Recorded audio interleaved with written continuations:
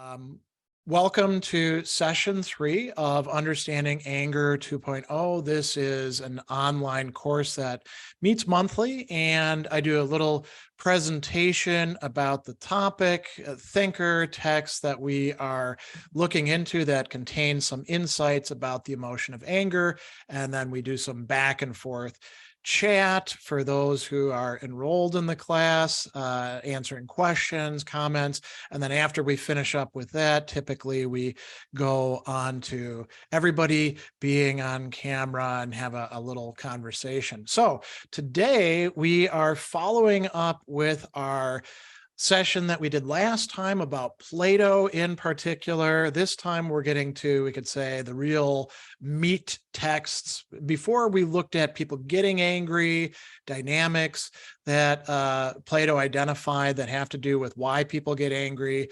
Now we're going to be discussing something else, this part of the soul that he thinks is the part that gets angry and has a very important role or function in our, you could call it the economy of our psyche. And it's clearly connected to, but not reducible to, the emotion of anger.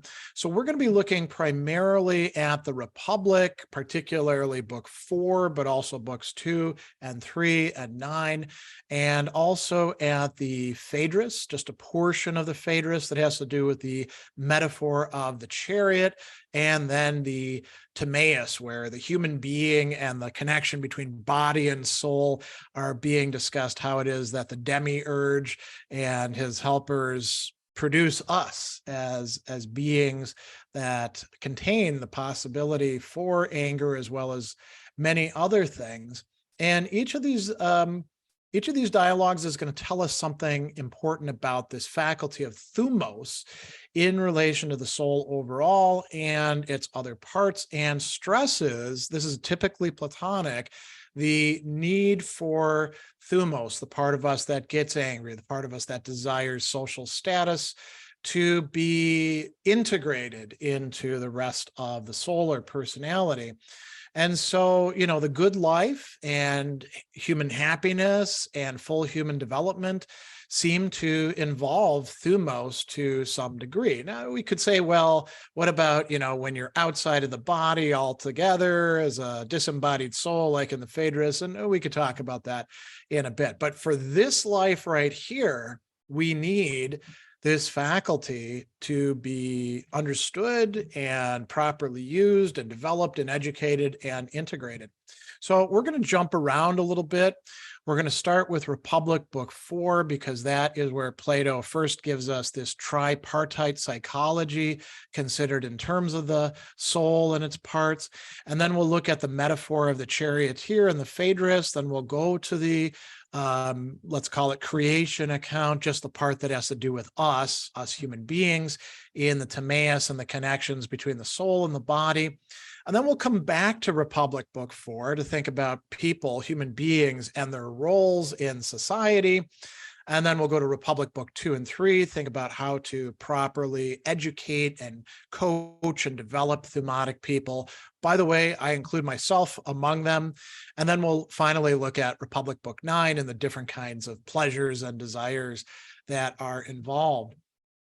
So if we look at Plato's Republic, book 4, from about 436 onward, where parts of the soul are being discussed, Socrates begins by saying, do we do all of these things that we do, our functions, with the same thing, or are there 3 things? And the functions that he singles out: we learn with one part, that's the highest rational part. We get angry with another, and it's interesting that that's what he focuses on.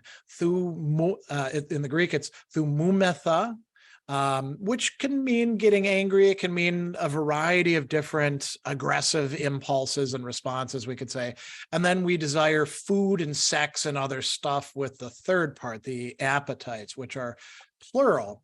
And he's going to use a form of analysis, you could say, that says, here's a basic assumption. the same thing doesn't do or suffer opposites in the same way and in relation to the same thing. Sort of like Aristotle's, law of non-contradiction, right? Except this is in terms of our human faculties and what it is that we do. So he says if we find opposition in these, then we have a plurality. We have more than one thing doing work. And so the first part that he discusses is what we call the appetites or epithumii, which are, again, plural, right? There's thirst and hunger and other appetites. And he also says that consenting and willing, ethelein in Greek and boulesthai in Greek are included in these as well as the opposites of all of these things: not being hungry, not being thirsty, not desiring sex, and rejecting and pushing things away. So we've got appetite, right? Now we've got these things driving us. We want to eat, we want to have sex, we want to do things that are enjoyable, we want to avoid pain. But there's something in the soul, he says, that forbids indulging these appetites, a different something that masters what is telling us, let's go and eat, let's go and do these things. And he says this comes through the calculations of reason, ek logismou in Greek, that in the soul by which it reckons and reasons. And the Greek here is very interesting. Tomen ho logizetai logistikon. So it reasons about the reasonable, or it calculates about the calculable. It's engaging in this process of saying, wait a second, if I do that, if I eat like a pig, I'm not going to feel good afterwards. Or if I go and sleep with that person's wife, then they're going to do bad stuff to me. It's especially in ancient Greece, right? So we've got two parts now. We got the appetites down here wanting us to do stuff. We've got the rational part above saying, no, don't do that. That's stupid. And then we have a third part. And he says, this is the thumos, the part with which we feel anger. To de tu thumo kai ho thumometha. And he's asking, is this something distinct from the other two? So we've got these affective parts down here that are driving us. Maybe thumos is like a drive as well. Maybe it should be included in those. And so he goes on and he says, well, think about this. How would we know? Can it resist the appetites? So he says, well, think about this guy, Leontis, who is, his eyes want to look at these dead bodies, gross, decaying, covered with wounds. And he doesn't want to do that. His rational part is saying no. And he gets angry at himself, at his own desires. And he says, fine, take a look at them if you want to, you dirty, whatever. This is thumos. Thumos can fight against the appetites or desires. And so Plato has Socrates say, when desires constrain a person, or literally like use force against them, against their reason, paraton logismon, right? Then the person abuses themselves, meaning says abusive things to themselves, loiderunta, to auton, right? Says abusive words to themselves. And they get angry against the part of themselves, the appetites, that are going against themselves. So they lose their temper with themselves, you could say. So this means that thumos is distinct from the other desires, the other drives, the other appetites. And it can be an ally, as Plato is going to tell us, for reason against those appetites or desires. It makes common cause, he says. And then he says a few other things that are quite interesting. So he says that when a person thinks themselves to be in the wrong, so the Greek hoton tis oiontai, when they deem themselves adikein, to have done something wrong, to have violated some norm, the nobler they are, the less they are able to get angry. And this is the first place where he uses a different term for getting angry, orgizesthai, right? Rather than thumosthai, it's to actually feel the passion of anger. And he says they're less willing to get riled up, or they they don't choose to get their thumos awakened and riled up, right? But when a person thinks that they have been wronged, then they get angry and they fight. And the words that he uses there, we've talked about this before. The Greeks have a wide vocabulary for getting angry. So the getting angry is halepaine, which is a modality of getting angry, and sumache, they fight with the other person. And in noble souls, he says, they will persist in this, not letting go until they achieve their purpose, or they die, or reason calls this part of themselves back. So thumos is clearly something distinct from the appetites. And then Plato asks as well, okay, so it's not the appetites. Could it be part of the rational part of ourselves? And the answer to that is no. It's not logike. It's not logistike. It is something different, a third thing, to use the trope that everybody's talking about these days. And he points this out by making an observation that you're going to see Aristotle and the Stoics and others bringing up as well. Children don't have reason as such, the logikon, but they certainly do have this drive for thumos. And so do animals. Animals get mad, right? You pull the dog's tail, it turns around and bites you, or, dogs will jockey with each other over like who's the best dog or stuff like that. And he also brings up Homer's Odysseus. Now, this is very interesting. Usually, Plato is demythologizing the ancient writers like Homer, right?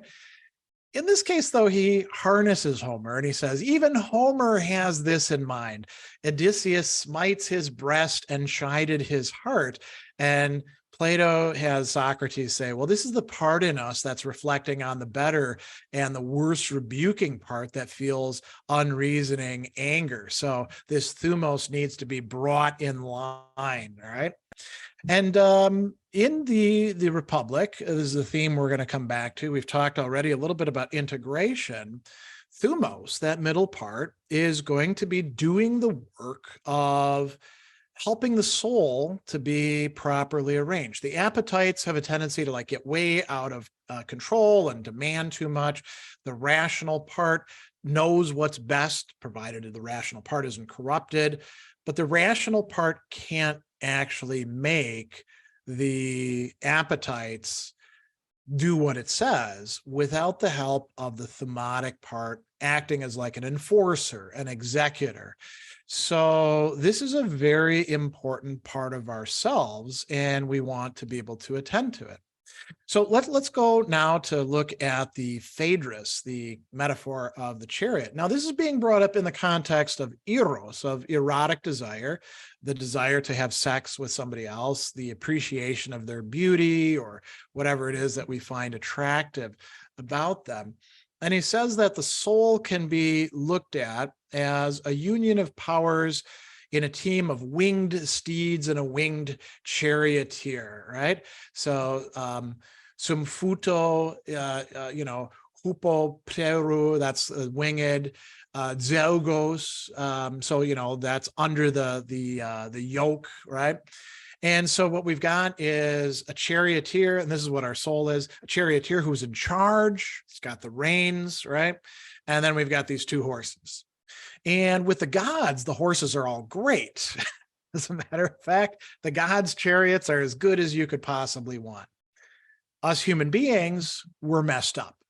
So we have one good horse and one bad one. And this makes it so that the job of the charioteer becomes quite troublesome. Chalepe, something that's difficult. Dous cholos, something that is not fun, right? Something that is a pain in the rear, right? We were constantly dealing with our appetites that are getting out of check.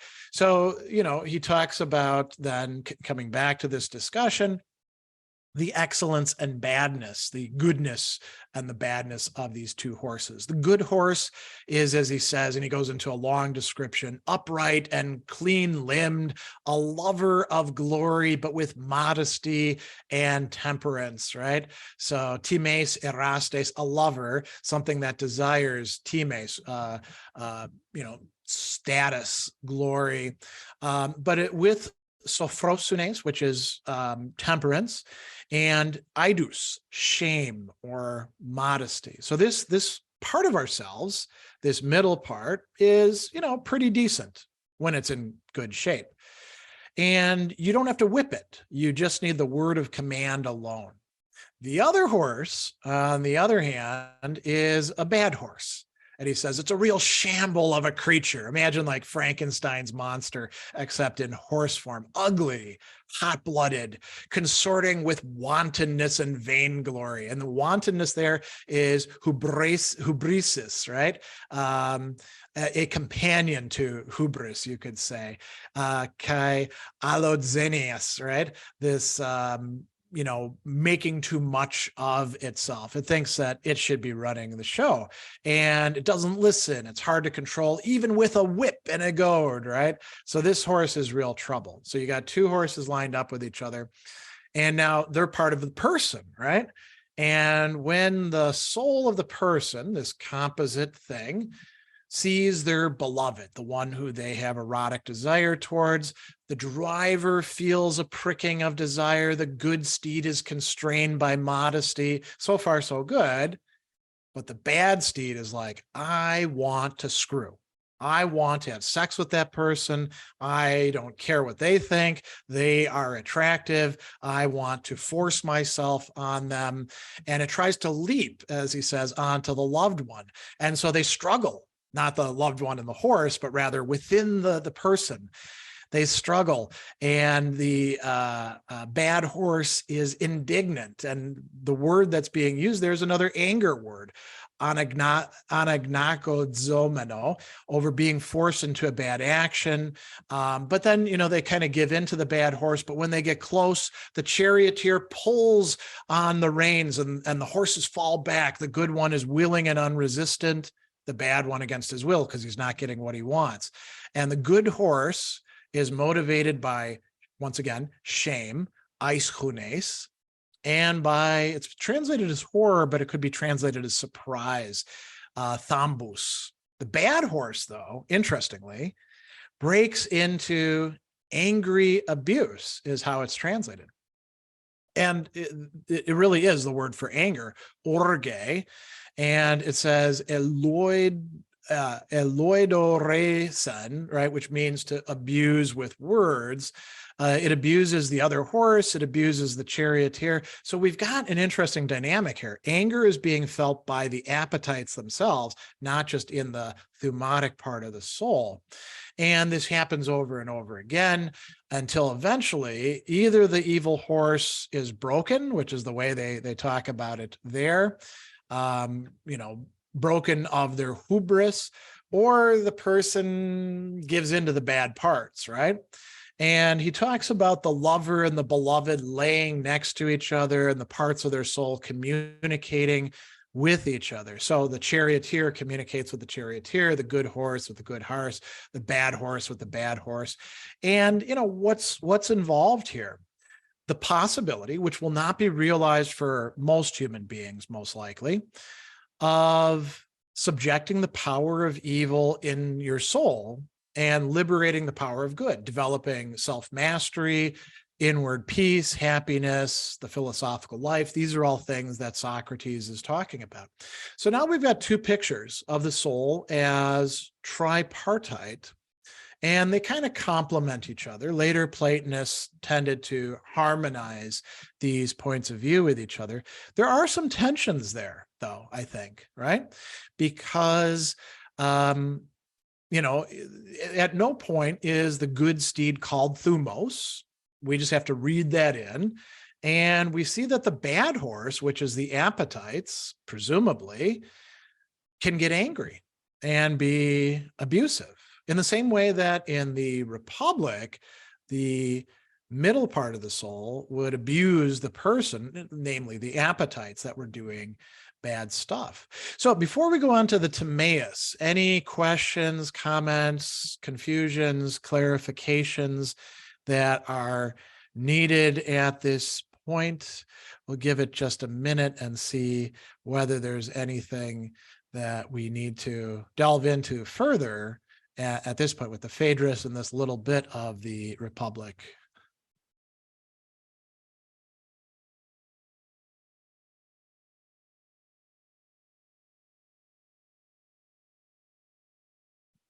So Mark says, always find the charioteer metaphor interesting.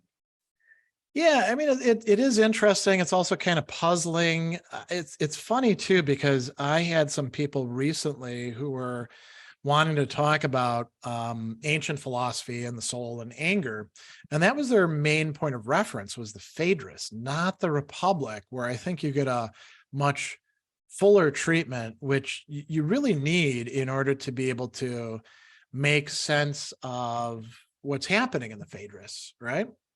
So that's a good point. Well, let's go on to the Timaeus. So in the Timaeus, now this is a later dialogue, right? And it's about like the generation, the production, the poiesis of the entire universe according to certain patterns. And human beings are part of the things that are being produced. And there's two different discussions about the human body and the soul and their parts, and they're really complementary to each other. One is earlier on in 69 and 70. The other is almost at the very end of the dialogue in 89 to 91. So in the first one, the divine creates all the elements and the universe and proportions, and then turns things over to their offspring to create mortal things like you and me, us human beings and animals and plants and all that sort of stuff. So with human beings, they take the immortal principle of the soul, as he calls it, and then they make a body, a mortal body, to be the vehicle, as we translate it, of the soul. Now, the word used there for vehicle, chariot, ochema, right? So there's kind of a connection to the Phaedrus, isn't there? So they create the body to be a vehicle to the soul, and then they create another kind of soul, allote eidos, a different kind of soul that's mortal.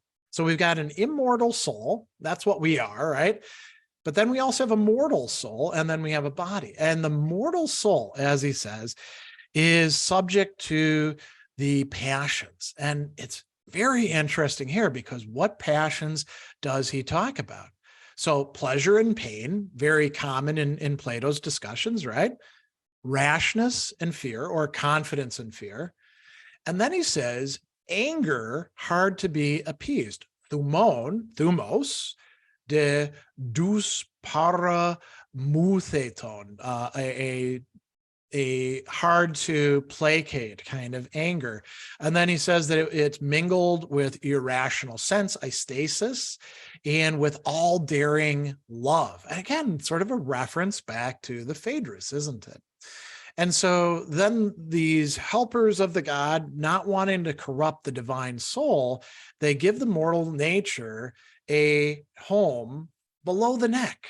So our head is where the immortal part of the soul, the best part of the soul, resides.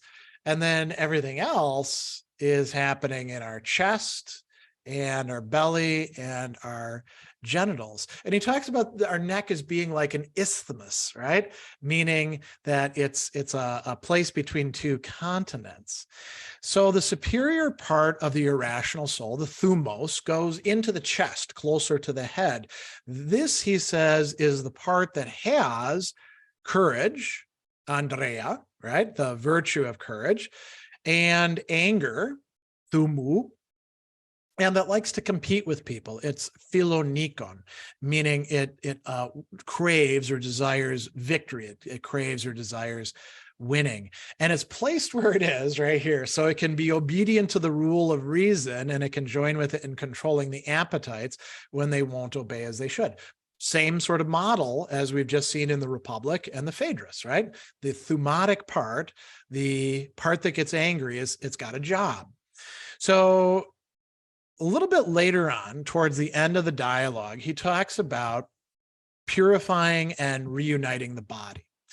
And he says that there's different ways of doing this. The third best way is the treatment of physicians, right? And why? Because that's moving parts by external agency. So, the doctor gives you drugs or recommendations about what to eat, or, cuts off diseased limbs or things like that, right? And then there's motions like sailing, where we're moving the body and doing stuff with it. And, that's okay. That's movement caused by others. But the best mode of working on the body is gymnastics, exercises that we choose to do ourselves. It's self-movement, which is something very important for the soul, but also for the body. The soul moves the body and thereby does things. And he says that each part of the soul has its own motions.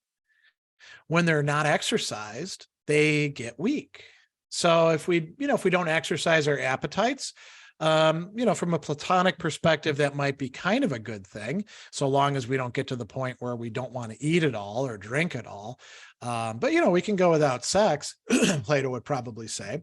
But we also have our thumotic part and our rational part. And if we don't exercise our rational part, then we become or remain stupid. And if we don't exercise our thumotic part, that part can't do its job. It can't protect us from external threats. It can't administer justice. It can't, work against the appetites at the bidding of reason. So this is quite important. So we need to take care, he says, that the movements of the different parts are in the right proportion. And the Greek word there is symmetros, right? Pros alela symmetros, in harmony, in a measured way, in relation to each other. So he says that when a person is occupied with appetites, epithumias, and ambition, philonikias, and trying to satisfy them, then, their thoughts are mortal. So if we're mainly concerned with the things of the lower appetites or our thumos, then, that's okay, but that's going to make us much more bodily. You could think about this in terms of the Phaedo as well, right? So that's quite important. But if we focus on the higher part, and this is very important, not just its activities, but its desires, its own pleasures, its own activities, then our thoughts are immortal and divine. And so there's, kind of a proportionality here. Plato is not saying, get rid of your body, it's just garbage, get rid of your appetites, your thumos, just be rationality. He actually tells us we need to give each part its characteristic. You could translate it as food or nourishment, therapia, right? Or trophos actually is the word being used there, and it's right motions, it's right activities, right? So this is where the Timaeus basically ends, giving us some additional ideas about how the body and soul are connected and what we ought to be doing with these different parts. So let me take some of these other points that are coming up, thinking about the issue of thumos and how it might relate to the two forces. I think there are two categories of things you could get angry at in yourself: doing something you shouldn't have, not doing something you should have. Not saying that's its meaning, just a thought. Yeah, I mean that's quite right. So we get angry at ourselves, and notice the should there, right? So there's some sort of norm going on. There's things that we ought to do, things that we shouldn't do. When we do the things we shouldn't do, why did we do them? Well, we listen to the appetites, or we let our thumos get out of check, and we hit somebody when we shouldn't have, or we're abusive to them verbally, right? And then there's things that we don't do, and we kick ourselves for that later. So that's a good point. Mark also says, do you think that the location of the thumos in the chest leads to a physiological connection. For example, rapid heart rate, breathing heavily, a lump in the throat, as you might experience when angry. Yeah, I mean, I feel my anger in my chest, what the Greeks called the thorax, right? Um, I don't know that everybody does. Like some people, they say that they feel it more in their stomach, like it leads to um, problems with digestion. And it's interesting because there is another discussion in the Timaeus that I didn't bring up, where he talks about the liver. And typically the liver, in a lot of other thinkers, is associated with anger because it produces holos, bile, right? And melancholos is black bile, the word that we get melancholy from. And the melancholic person is choleric, right? Liable to get angry with people.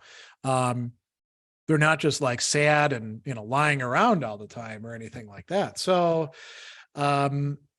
it's interesting that the liver is not connected with anger in that dialogue, whereas it is for so many others as well. All right, let's talk about Republic Book 4. So when we come back to it, we've talked about the individual person. Now, what is Republic Book 4 about? It is about the city and about different kinds of people who have to do different jobs. So some people are supposed to be in charge, running the city, the administrators, or as he calls them, the guardians. And then, at the bottom, really at the bottom, they're just not given power, right? They actually have a much freer life. They get to like do their thing and accumulate money and have possessions, whereas the guardians don't. Are the craftspeople, and the craftspeople do all the other kinds of stuff, and they're presumably, motivated more by their appetites. And then we have this other group, the auxiliaries, the lesser guardians, who, would correspond to the army, to firefighters, police, emergency people, the people that rush towards danger instead of running away from it. And so, Plato has Socrates say the good city, in the full sense of the word, it will need to have certain virtues. It needs to be wise. It needs to be courageous. It needs to be temperate, and it needs to be just. And what are these going to look like in the city? And then what will it look like in its citizens? And where are we going to find these various aspects of it? So he says, well, in the guardians, we have the wisdom going on. In the craftspeople, and actually in everybody needs temperance, he says.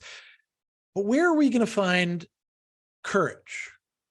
Well, we have to look at the part of the city that defends the city and wages war on its behalf, or literally engages in strategy on its behalf. So he asks, well, what does courage look like in these people? And it's very interesting that instead of saying it's a kind of knowledge itself, or it's just a habit, he calls it a preservation, a soteria. And so soter means salvation, but it also means like retaining something. So you have something that you've been given and you retain it, you preserve it. So what do you preserve? You preserve a conviction, a doxe, right? The doxe, not just in terms of like an appearance or opinion or reputation, but a doxe, a conviction of the law that was created by education about what is actually to be feared. So we do have a cognitive component to courage, right? It is knowing what you should fear, but there's all of this other stuff involved with it that has to do with the part of ourselves that, is thumotic. So the courageous person, he's got this great metaphor. The courageous person is going to preserve this knowledge and practical knowledge in pains and pleasures, in desires and fears. So when being moved by the appetites, right? And he says that there's an analogy here between education and dyeing wool. The forms of educating the soul music and gymnastics that we're going to talk about in a bit. They dye the soul with the right convictions, these laws or norms, the nomoi, and they resist being washed out by passions of pain and fear or desire. So the people who are going to be doing the fighting, going to be doing the protection, they not only protect the city, they not only save the city, they have to save something within themselves that has to do with dealing with what is actually scary, in not just dealing with fear, but dealing with desire, dealing with pleasure, dealing with pain, a independence from, a detachment from those sorts of passions. Not necessarily the person not feeling them, but not allowing those to be determinative. So we can ask at this point, what does this have to do with anger? And, for understanding that, we have to go back to book 2 in the Republic, where he talks about the guardians. And he says that, in general, guardians need to be like watchdogs. And here he's talking about both the higher and the lower guardians. They need to be keen in perception, quick to pursue, strong to fight. They need to be courageous. And here's where we come back to the Thumos. They can't be this unless they are high-spirited, is how it's translated, or thumatic, thumoedes. So thumos, edes, of the kind of, soul, of the kind of being that has this strong, thumatic, angry, passionate element in it.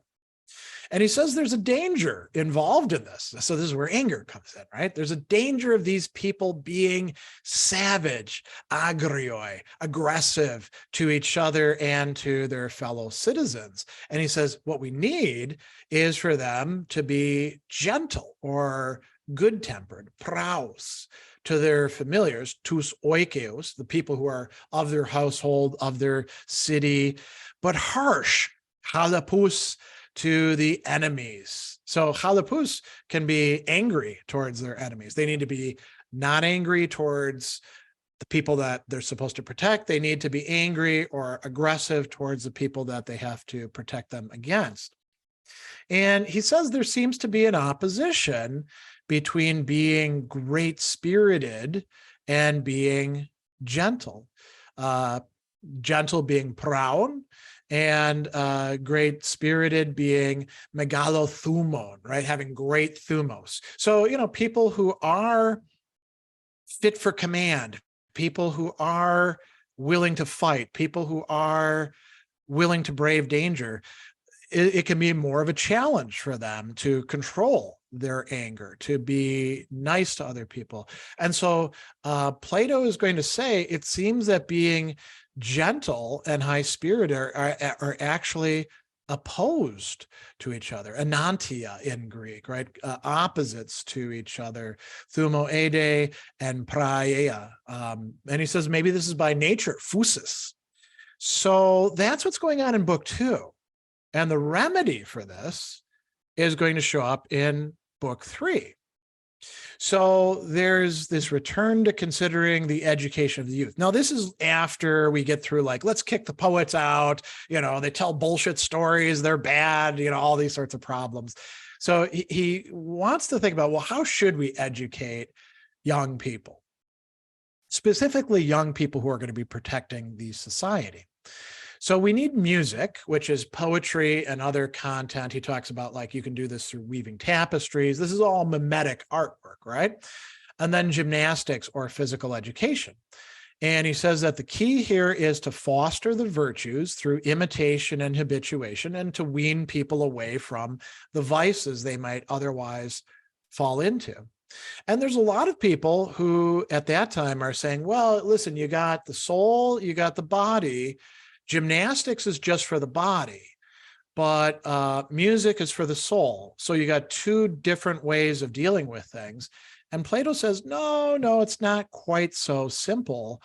Both music and gymnastics can be done in order to deal with this spirited part of your nature. Prosto thumoedes tes phuseos.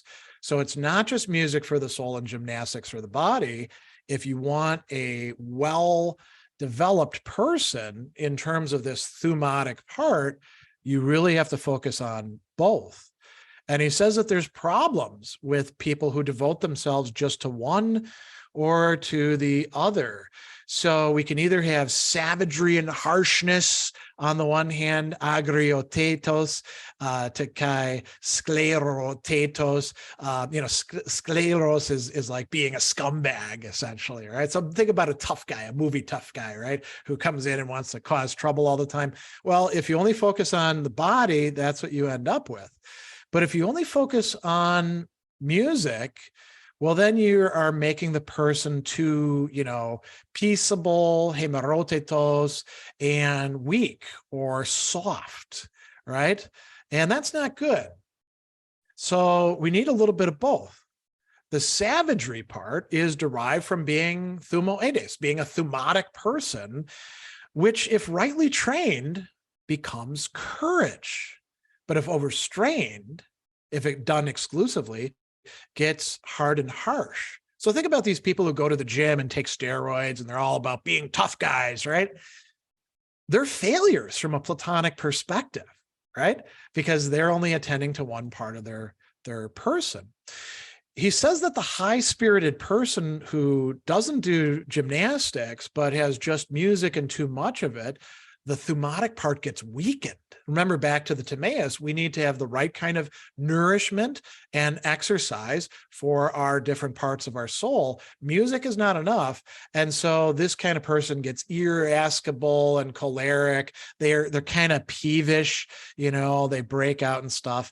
And so he says that the high-spirited person who doesn't have engagement with music or philosophy gets really fit and prideful and more high-spirited and confident and brave, but they become a misologist, a term that comes up in the Phaedo as well, a hater of argument, a hater of discourse, and they don't use persuasion, but just force. So we really need to focus on both of these aspects, both of these ways of modifying not just the body, but also the human soul. And we need to do this especially with those who are going to be tasked with using that thumotic part of their soul to protect society, to protect the city, to help other people. Firemen are another example. So here's a good question from Mark. We did Nietzsche's first essay from the Genealogy of Morals in a discussion group today. What you're saying about the guardian class and Thumos makes me think of some of the things he says about the knightly aristocratic class.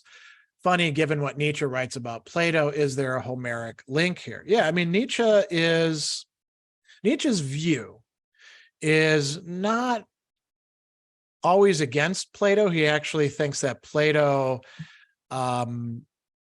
went wrong because he followed Socrates, right? And Socrates is the real problem. Socrates and his sidekick Euripdes, who is already in the birth of tragedy, who are kind of turning against the heroic Homeric Greek way of looking at things, as well as the earlier tragedy, where you have this synthesis of the Apollonian Dionysian. The Socratic is something different than both of those, which replaces those. And, Plato, Nietzsche says in The Birth of Tragedy that Plato's dialogues are a new kind of literary genre produced out of the shipwreck of tragedy and kind of cobbling together all the different pieces into something quite new. Now, he does, say that Plato is wrong about, the body and the soul, and that, Christianity is Platonism for the masses. That's all true. And you could look at, Plato's and Socrates' ethics in significant part as being either a rejection of or a harnessing of what Nietzsche is calling the primary morality of the strong defining themselves as good, rivaling with each other, and then defining the commoners as weak. Now, it's a little bit more complicated because you have the figure of the priest who comes out of the aristocratic class, and there's other values being built in there, but we'll put that aside for just a moment. Yeah, you could look at what Nietzsche is doing in the genealogy and birth of tragedy, and also I would say in Beyond Good and Evil and Thus Spoke Zarathustra, as a rejection of Plato's proposal that what we ought to do is have these different parts of the soul, three main parts, and reason should call the shots, Thumos should enforce it, and the appetites should obey and be indulged to a certain extent. Now, Nietzsche is rejecting that on two counts. One of them is that Nietzsche thinks that this thumotic part, that's like the will to power, isn't it? So maybe we should grow that. Maybe we shouldn't keep it within bounds and subordinate it to our rational part. The other thing is that Nietzsche thinks that the human being, and Plato does think this as well. Most of us human beings are messed up, unharmonious parts of our souls, right? Nietzsche thinks that trying to harmonize your soul is a mistake, that it's not going to happen. The virtues fight against each other, he says, right? So you're never going to really pull that off. Plato is holding out that as a prospect for us. So in a sense, you could say they have a similar starting point of disorganization within the soul and conflict within the soul. Nietzsche thinks you're never going to get fully away from that. You can just have certain drives dominating others. Plato thinks you can have a harmonious arrangement, right? So that's an important set of distinctions there. Mark says, to me, gymnastics and music are good types of education. They both involve discipline and habituation, and these are needed to cultivate a healthy thumos. How do you think these could be re-envisioned in contemporary education? Okay, so that's a big and great question that I don't think I'll have a complete answer to. So obviously, music, including what we call music today, and narrative, it's not just poetry, but it's like narrative arts.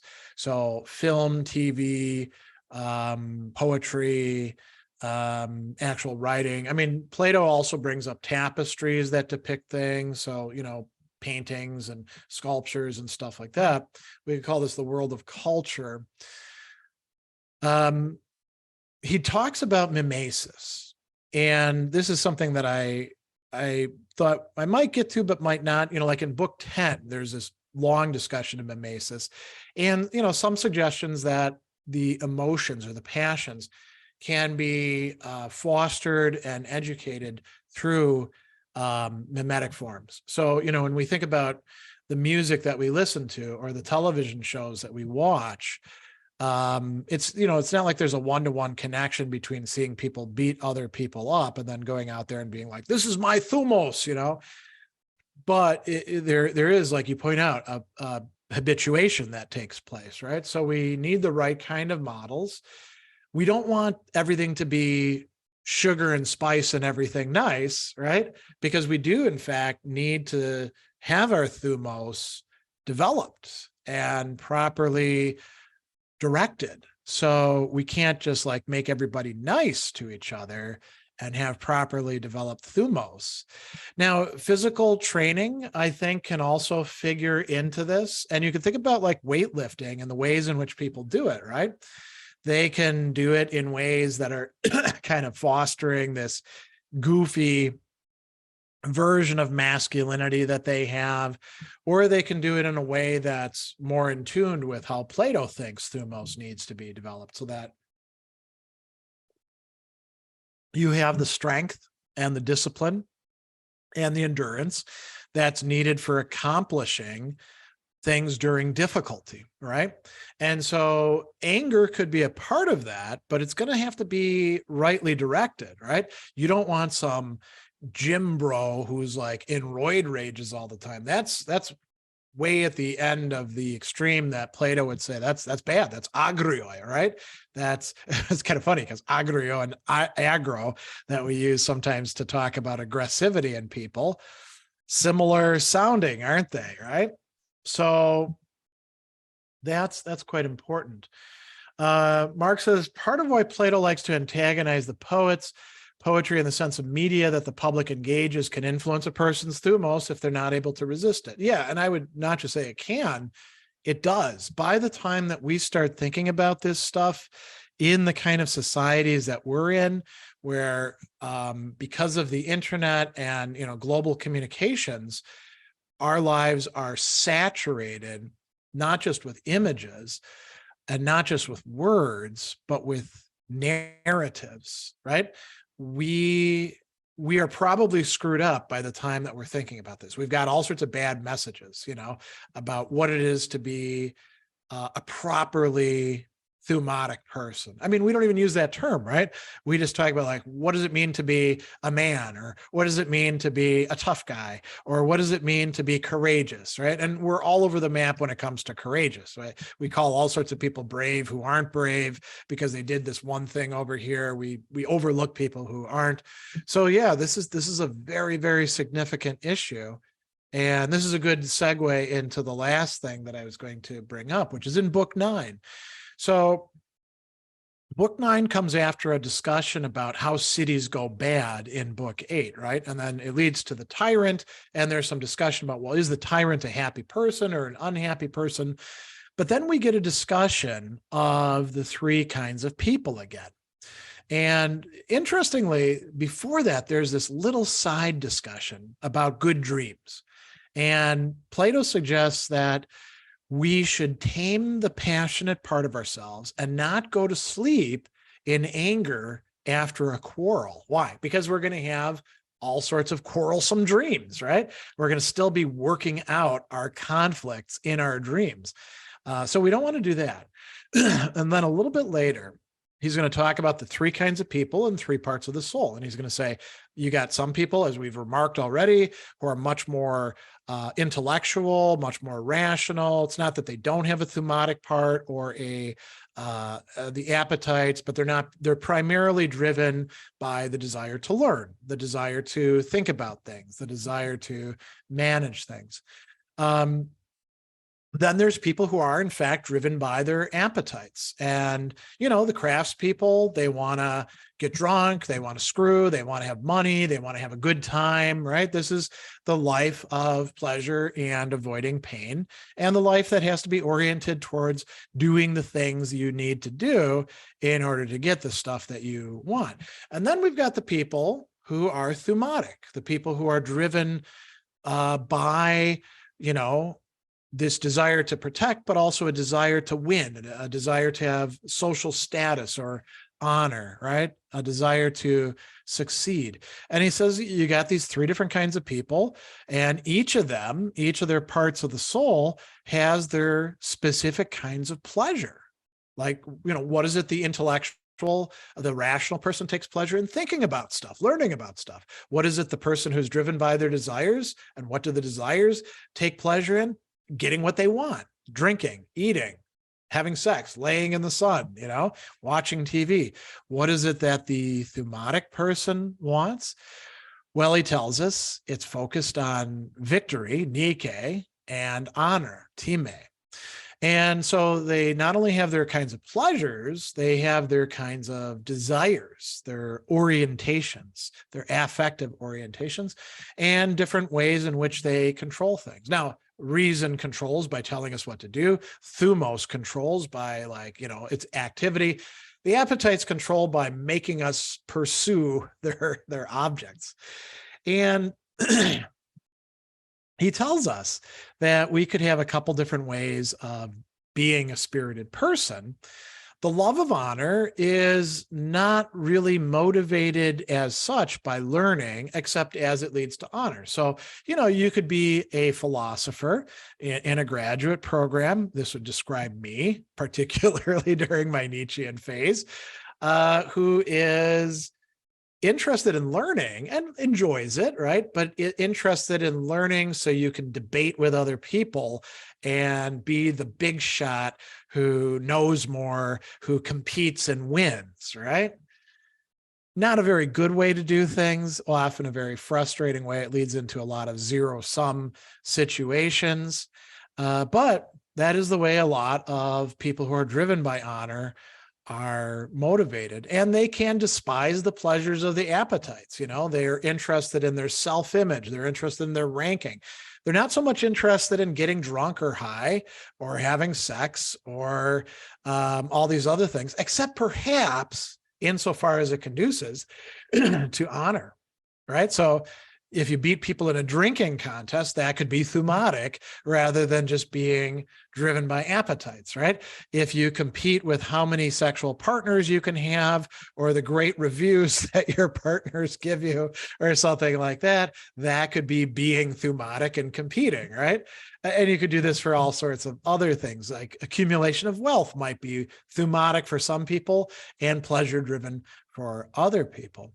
Now, one of the things that he tells us in book 9 is that the person who's driven by their appetites and the person who's driven by Thumos is not really well equipped to judge between the three kinds of motivations and their pleasures.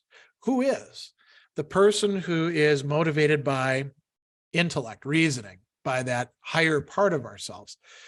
They are the only one who can really do a good judgment of all three of these.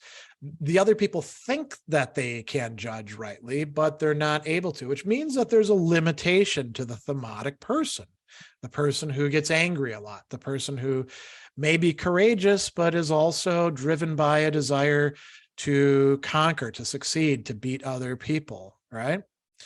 So he tells us that the person who indulges and satisfies the spirited part is going to be problematic. Why? Because they have this desire for honor, which can turn into envy.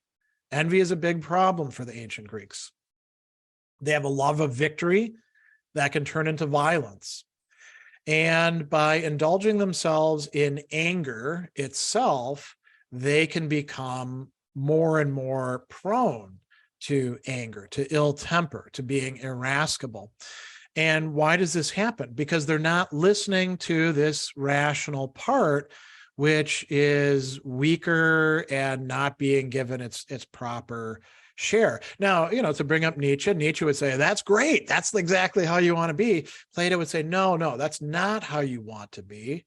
You want to be listening to and developing this rational part. No matter how strong your thumotic part is, it's not supposed to be running the show. It's got a vital role to perform. It should be worked out, exercised, educated, tempered in the right way. It's really important. Don't leave it out because you need it to help, against the appetites and against external threats. But it's got to be subject to the higher part. This is Plato's refrain over and over and over again. So we can see how important anger and the part that gets angry actually is in the Platonic perspective. And this is going to be something that is going to be characteristic not just of Plato, but also of those who follow in his footsteps. So we can talk about Middle Platonism later on. We can talk about Neoplatonic philosophy, and we can talk about how it feeds into, not just pagan Neoplatonism, but Christian and Jewish Neoplatonism. A lot of this is going to be a recognition that Thumos has its legitimate place. And then the question will be, how do you go beyond Plato in just saying music and gymnastics in educating it? But this is where we'll leave off in terms of studying Plato. So we've looked at Plato's dialogues that have to do with, how anger arises, what produces it. Now we've looked at, the function of anger for Plato. And let's take a few more questions and do some discussion. So from what I understand of Plato, all philosopher kings are guardians. Not all guardians are philosopher kings. Honor would seem to be common to both, as both would want to tame their thumos. Do you think honor is needed for psychological well-being? What do you think honorable would mean today? So that's a great set of questions. When I'm talking to my students who are not philosophy majors for the most part and are undergraduates, I have to put this into contemporary terms that are a little bit easier to understand than honor. Honor has kind of an archaic, you violated my honor, I shall duel you at dawn, sort of feeling to it, right? And I think we can frame it in terms of a constellation of other concepts like respect or social status, right? Those are things you get from other people and are acknowledged by other people.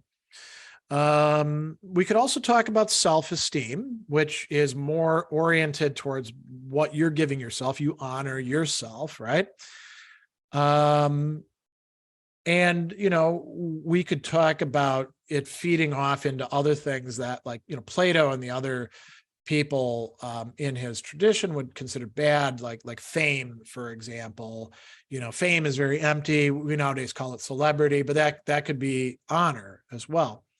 So that is important. And do you think honor is needed for psychological well-being? Some measure of it is, but it really depends on what we're being honored for and who we're being honored by. If we are being honored by people who we think are actually bad people, that's probably a sign that something is going wrong, right? And maybe we shouldn't be honored by them. Maybe we want them to not like us. If we're being honored, for things that are really valuable, that we genuinely possess, because sometimes we get honored for stuff that we don't have, and we're like, ooh, you shouldn't be saying all those great things about me because I'm not so great. So being honored for what is valuable about ourselves. And I think there's a lot of people, this is a little bit of a tangent. I think there's a lot of people in our society who are at risk of not giving themselves honor for things that they should. They think, well, I'm doing things, but they're not very good.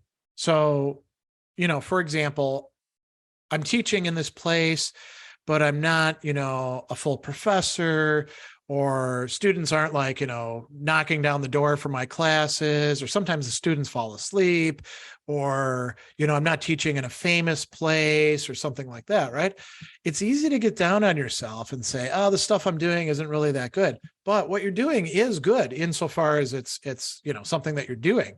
If you're educating somebody and you're helping them, even if you're not helping them all the way to understanding every single thing about Plato, you are giving them something that they can choose to use. Just like if let's say you're doing athletic training and somebody comes in and they're 400 pounds and they're like super out of shape and wheezing as they come up the stairs, and you work with them for a couple months and they drop 60 pounds. They're still 340 pounds, but they're in better shape, right? That is an achievement. That is a success. And I think a lot of times we don't give ourselves the right kind of honor. And, this is very important in terms of recognition. Mark says, I like to think of honor in terms of the Arentian spaces of appearances. Honor and dishonor is an important way in how we're evaluated by our peers, other citizens in political life. It is a way of recognizing as a person excellence.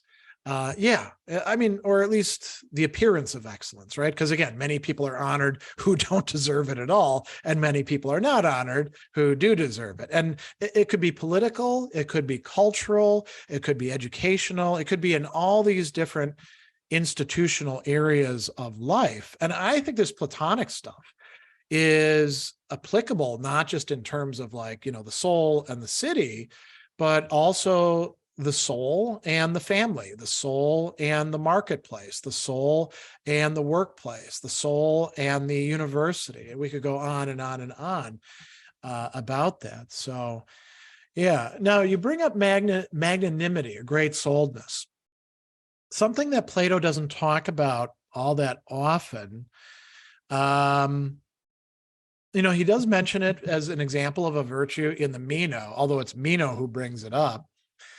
And that's more of a thing that I would say Aristotle and the Stoics developed discussions of, and, later Platonists do as well. But yeah, magnanimity involving receiving the honor that you're due, or demanding, as Aristotle will say, the honor that you're due. It's interesting too, because this is a bit of a side note. The magnanimous person in Aristotle is liable to make other people angry, because to be magnanimous involves kataphronesis, despising, showing contempt to things that are beneath you. And if other people take those things seriously, they might get angry at you because they think that you're disrespecting them because you don't care about their stuff. Right. So like if people are super, super into football and you're like, I don't care which team wins or loses. It's just, and you say, that's just sports ball. I'm a serious person. I look at stuff that really matters. Well, they're going to get ticked off, right? Because maybe you actually are above it, but you don't have to rub their nose in it. Right? Now, the last thing I'll say about this too is that I think that one of the terms that Hegel uses, and we can talk about other philosophers being in a tradition talking about this. So, Hobbes figures into this, Hume does, Adam Smith, all the way up to like René Girard, is recognition or acknowledgement, what Hegel calls anerkennen. This is very important. This is something that we do want to have, something we desire from other people. And when we force the recognition, it doesn't really work. Or if the recognition is over stuff that we actually think is kind of BS, we're not getting the recognition we want. Here's a very interesting question. Since we're moving on from Plato, what of Plato's discussions of anger has been most significant to you in terms of helping you wrestle with your own problems with anger? Well, I think that recognition that, however we want to think about it, the personality, the soul, the psyche, we don't necessarily have to have a dualist substance perspective on this, but I would say that, being able to recognize myself as somebody who is gifted with intellectual capacities, but was very often driven by Thumos, by this desire to beat out other people, to be on top, to attain recognition and honor, and to get, to be angry and to be concerned with justice and stuff like that. Recognizing that my Thumos was out of whack, in part because it wasn't adequately guided by rationality. That was very helpful for me. And it didn't change everything all at once, but it made me, I had a lot of anger.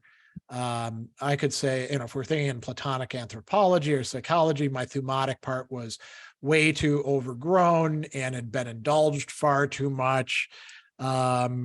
So it needed to be pruned back a bit and, gotten into better shape. Instead of being a big, bulky weightlifter, it needed to be a more, thin, endurance oriented, person who could march and fight and stuff like that. So, and I'd be interested to see what that journey looks like for other people, if other people have been helped by reading Plato and thinking about these matters. I mean, it's kind of a revelation for me reading it, especially in graduate school, and taking it seriously when I was actually getting interested in philosophy and anger. So that is a great question. Mark says, this is interesting. I was somebody with an atrophied Thumos. Plato helped me rehabilitate it. Yeah, so you could be, and I think this happens to a lot of people, especially if you've been forced into one down positions in relation to other people through trauma or abuse or even neglect or, all sorts of other things that could happen to a person. Sometimes people don't have that thumotic part of themselves adequately developed where it can do its job. And, what is it doing when it does its job? It's controlling the appetites, but it's also pushing back against people who are going to take advantage of us. And it's helping us to protect those who we should protect. and say no to people proposing bad things. And it helps us to ask for the things that we do deserve, right? So Thumos, it does need to be developed, whatever walk of life we're going to be in. Even if we were going to be like one of the Platonic guardians, they need Thumos too, right? They got to be able to make difficult decisions and stick with them. And that's not all just a matter of rationality. There's some other aspects involved in that. So, well, that is a good place, I think, to wrap up. Some excellent questions. Hopefully the presentation is clear enough for anybody who's going to be watching this later. Again, focus was on Republic, primarily book 4, but also books 2 and 3 and book 9, and then on portions of the Phaedrus and portions of the Timaeus. So next time we're actually, I think, if I remember the lineup, we're going to be shifting gears a little bit and going back into antiquity and looking at Homer, specifically the Iliad. Lots and lots of anger. I mean, the whole thing begins with anger. And so we will start from there.